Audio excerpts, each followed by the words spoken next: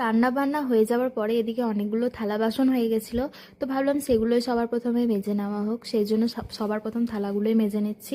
আসসালামু আলাইকুম, আমি খুশি, কেমন আছো তোমরা সবাই? আশা করছি তোমরা সবাই ভালো আছো, সুস্থ আছো। আল্লাহর রহমতে আমিও ভালো আছি, সুস্থ আছি। তো পার্ট ওয়ানের মিনি ব্লগটা যদি তোমরা দেখে না থাকো তাহলে সেটাই সবার প্রথম আগে দেখে আসো, তাহলে এই ব্লগটা কী হচ্ছে সেটা তোমরা বুঝতে পারবে।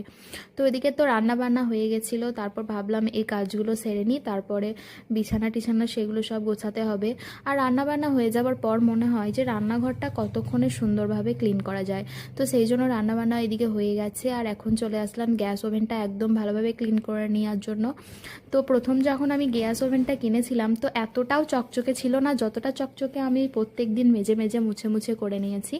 তো প্রত্যেক দিন এই একই কাজ, রান্নাবান্না হয়ে যাওয়ার পর প্রথমে একটু মেজে ভালোভাবে ভিজে কাপড় দিয়ে মুছে নিই। তারপরে চলে আসলাম এদিকে, এই যে গ্যাস ওভেনের এইগুলো ধুয়ে নিয়েছিলাম এদিকে। আর এদিকে তো বিছানার অবস্থা পুরো খারাপ, বেডশিটটা চেঞ্জ করে দিলাম আজকে, আর এখন একদম পরিষ্কার চকচকে হয়ে গেছে। তো এটা বেশিক্ষণ থাকবে না, আদিল আর আদিলের আব্বু দুজনে একদম নোংরা করে দেবে।